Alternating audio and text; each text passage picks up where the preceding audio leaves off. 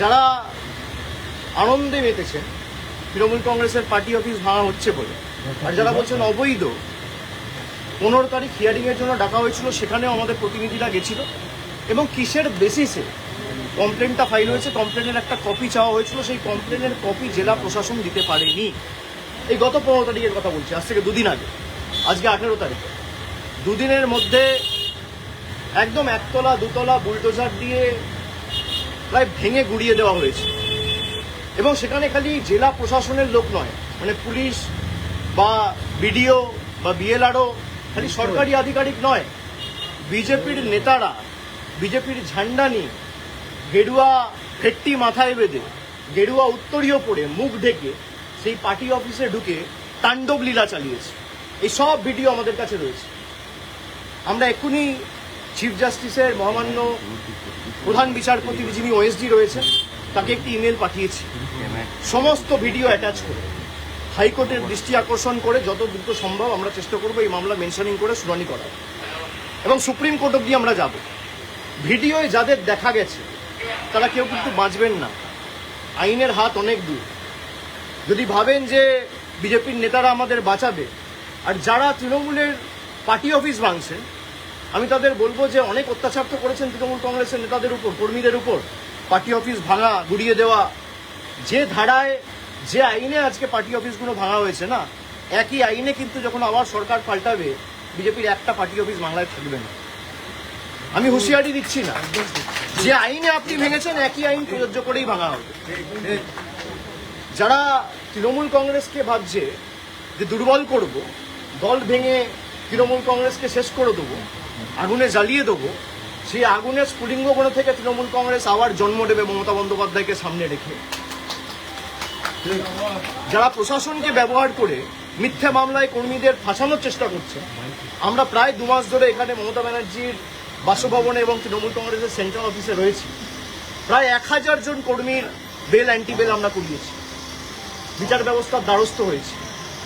যখন একটা case sub judice রয়েছে, একটা মামলা করা হয়েছে মে মাসের 7 তারিখ 8 তারিখ, আজকে জুলাই মাসের 18 তারিখ, আপনি সেই মামলা উপেক্ষা করে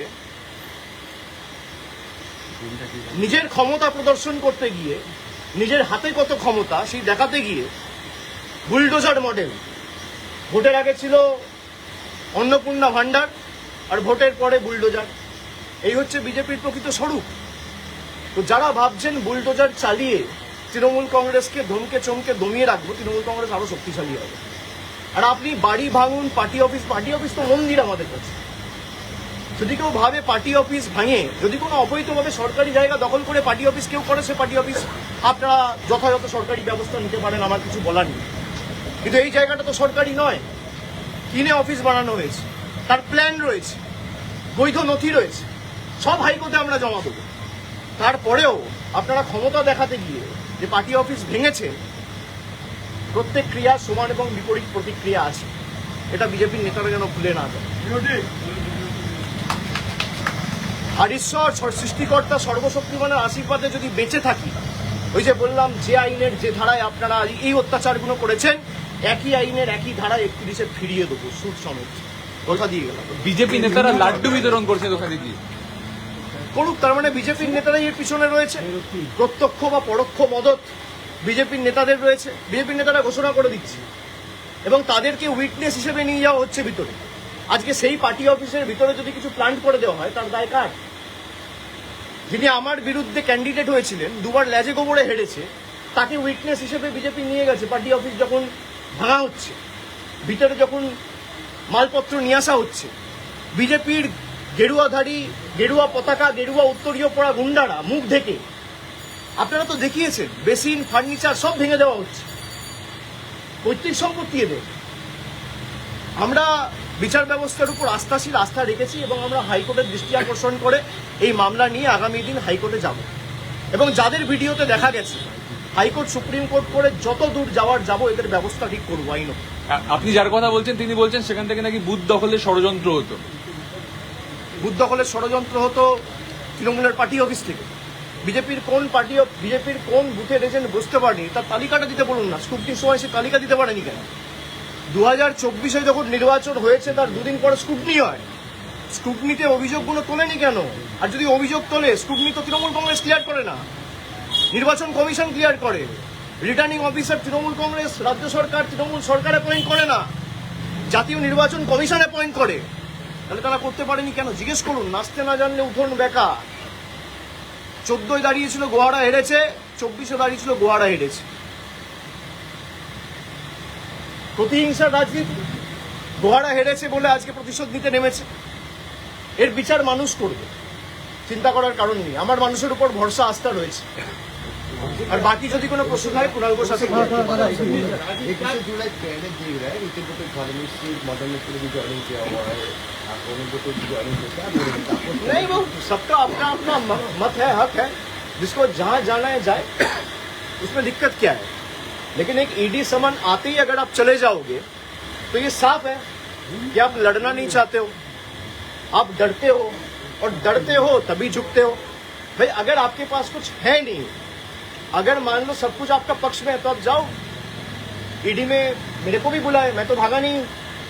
मेरे को 10 बार बुलाए, मेरे को सीआईडी बुलाया, मेरे को एसटीएफ बुला रहा है, मेरे को सीआईडी बुला रहा है, मेरे को स्टेट पुलिस। मेरे खिलाफ कितना एफआईआर हो चुका है? 20, 25, 30 एफआईआर हो चुका है। मुझे खुद मालूम नहीं है।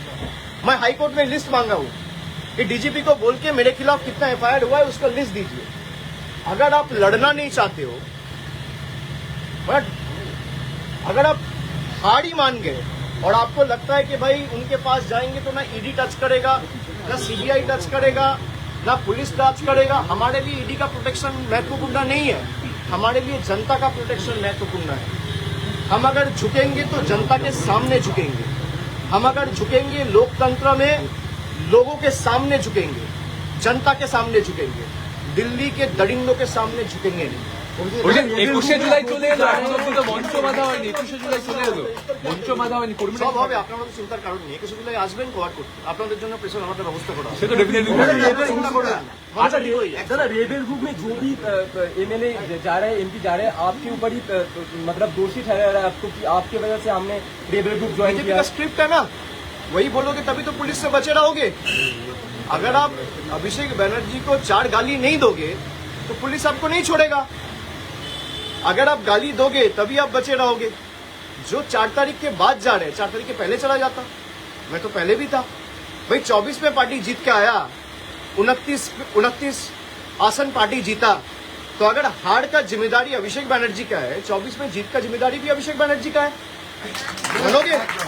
और अगर किसी को मेरे से दिक्कत है, मैं तो चुनौती देता हूं। भाई 60 एमएलए गए हैं, कुछ लोग गए, 20 एमपी गए, मैं आपको चुनौती देता हूं, आप लौट के आओ ममता बनर्जी के पास, 24 घंटे के अंदर मैं अपना इस्तीफा दे दूंगा। ओपन चैलेंज दे रहा हूं, आप लौट के आओ, 24 घंटे के अंदर मैं अपना इस्तीफा दे देता हूं। 24 घंटा, चलो 24 घंटा छोड़ दो, 1 घंटा मिलेगा और कम करता हूं।